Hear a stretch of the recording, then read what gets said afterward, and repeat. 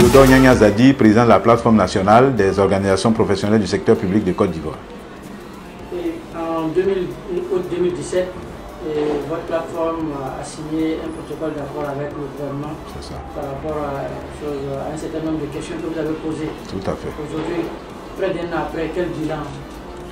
Merci. Je voudrais faire quand même un rappel en indiquant que en 2016, en fin d'année 2016 et au début de l'année 2017, les fonctionnaires de Côte d'Ivoire, pour la première fois de leur histoire, se sont mis debout pour revendiquer un certain nombre de points qui concernent leur existence.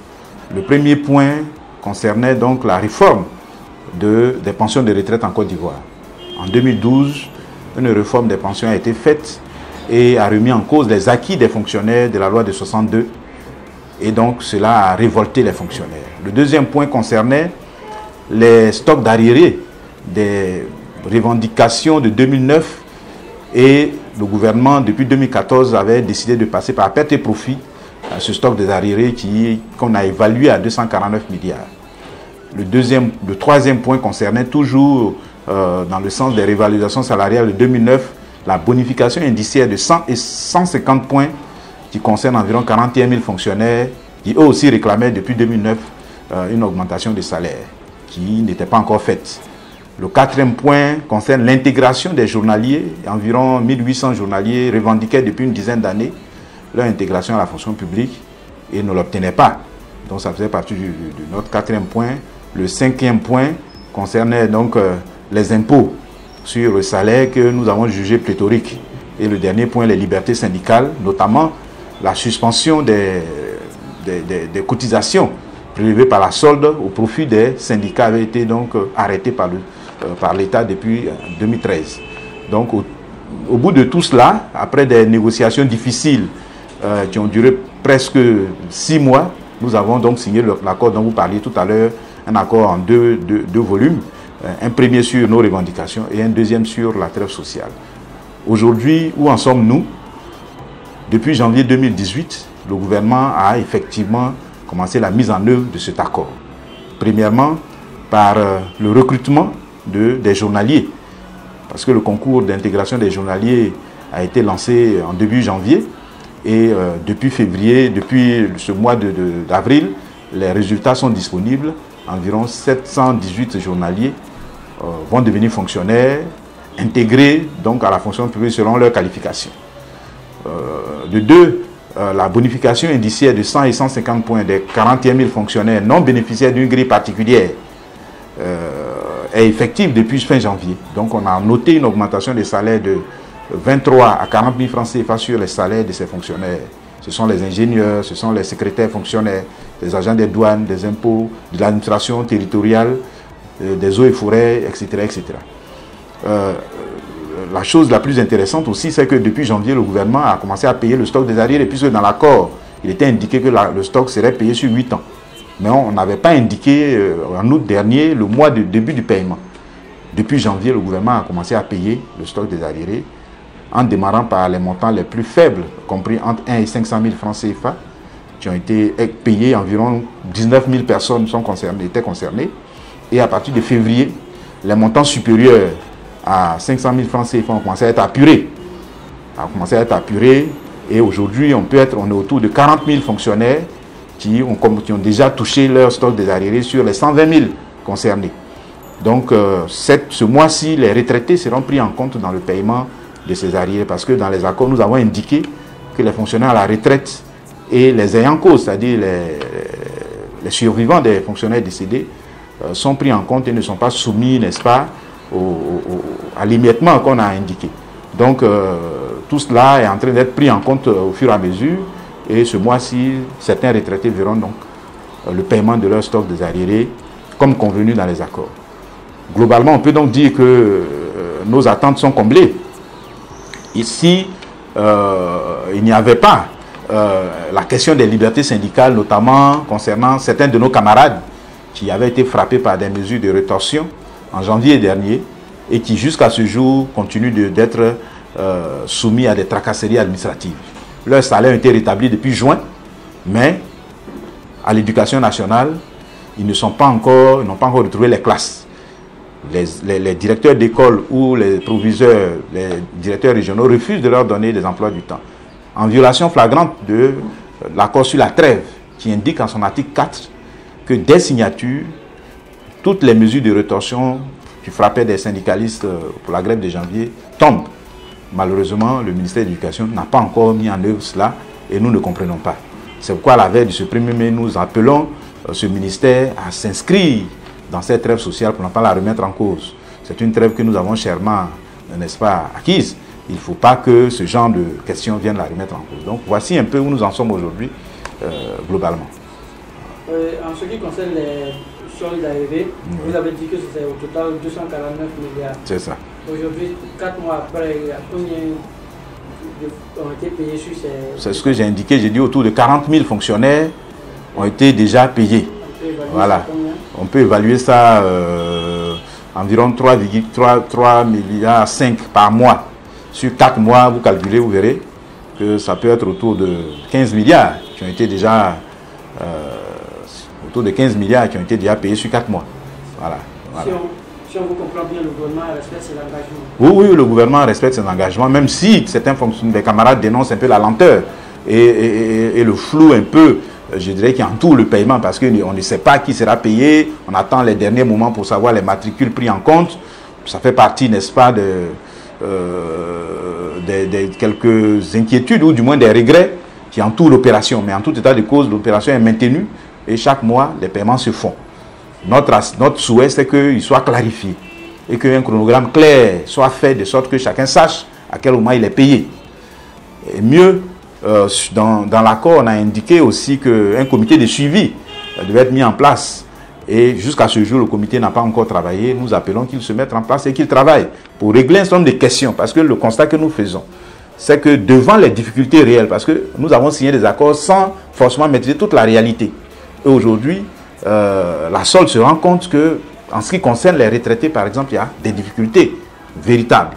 Maîtriser leur situation, les comptes bancaires sont épars, souvent dans des banques qui ne sont que des boutiques, n'est-ce pas? Et cela rend difficile parce que c'est un processus très très complexe. Il ne faut pas verser de l'argent à des gens qui n'existent pas.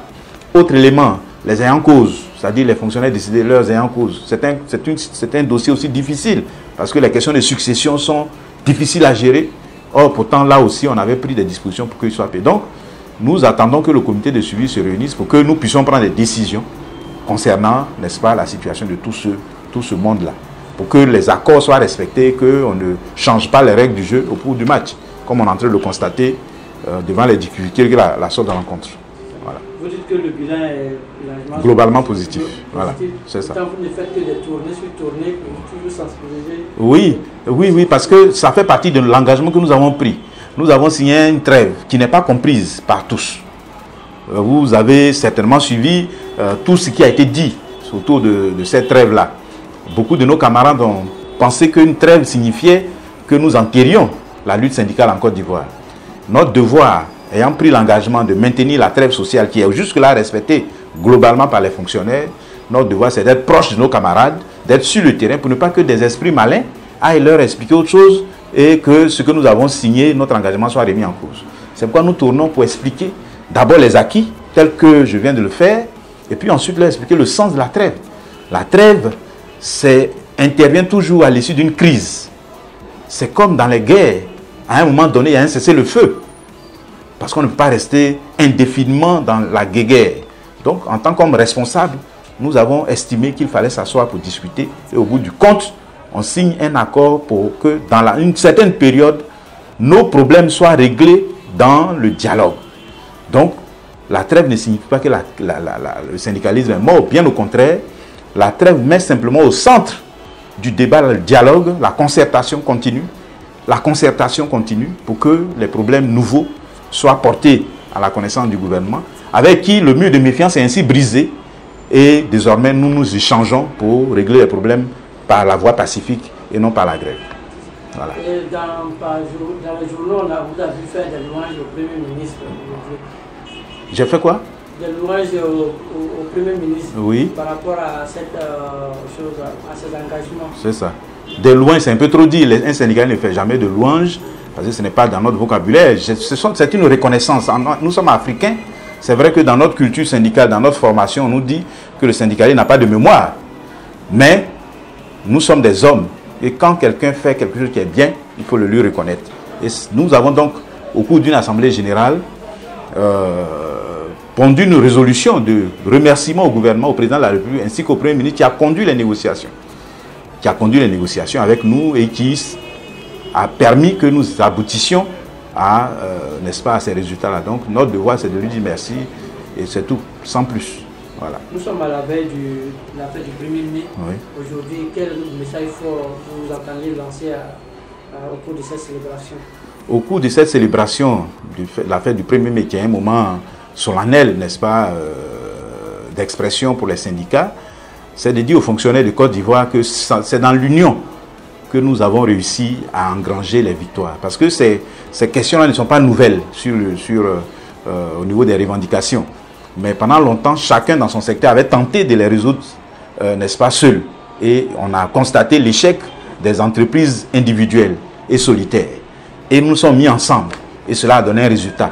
Donc je les exhorte à maintenir cette cohésion, cette unité d'action qui nous permet d'engranger des victoires pour les fonctionnaires. Ça, c'est la première chose. La deuxième chose, c'est que nous avons pris un engagement par rapport à la trêve sociale, de maintenir la paix sociale pour que le gouvernement puisse avoir les moyens de... Cela n'est pas faire de la politique, c'est de dire qu'en tant que responsable, quand on signe un document, il faut le respecter, le faire respecter. Donc nous demandons à nos camarades de maintenir le cap de la paix sociale qui est aujourd'hui une réalité et de nous faire confiance parce que nous veillons au grain. Troisièmement, pour cette fête-là, nous avons des revendications nouvelles parce que tant qu'on marche, les bras continuent de se balancer. Donc les revendications nouvelles en termes de perspective, c'est que nous pensons que l'indice référentiel de base, par exemple, qui est l'indice de calcul du salaire, dont le décret a été pris dans les années 60, est de 233,45 francs, est dépassé aujourd'hui. Et ça fait partie des éléments qui affaiblissent le pouvoir d'achat des fonctionnaires. Il faut que cet indice-là soit revu à la hausse. Et nous demandons au gouvernement de le faire sans qu'on aille à une crise, en revoyant, n'est-ce pas, cet indice qui mérite d'être revu. Nous avons aussi, nous souhaitons que les accessoires des salaires, notamment les indemnités de logement pour ceux qui en ont et ceux qui n'en ont pas, soient instaurés et soient révalorisés pour, n'est-ce pas, être en adéquation avec n'est-ce pas, la cherté de la vie. On donne une indemnité de logement de 50 000 francs à un fonctionnaire. Aujourd'hui en Côte d'Ivoire, vous pensez trouver une maison à 50 000 francs? C'est vrai que c'est une indemnité contributive au logement, mais il faut la rendre véritablement réaliste, conformément à ce qui se fait dans les corps militaires et paramilitaires. Il faut que tous les fonctionnaires vivant dans le même pays ne doivent pas être traités de façon, je dirais, bon, il faut que tout le monde soit traité sur le même pied d'égalité, entre guillemets. Donc, bref, nous demandons donc que les accessoires des salaires soient révalorisés. Les indemnités de logement, les allocations familiales, les allocations de transport, les indemnités de résidents, tout cela est désuet aujourd'hui, est dépassé. C'est la Côte d'Ivoire d'Oufo-Boigny qui a pris ces mesures-là. Il faut changer.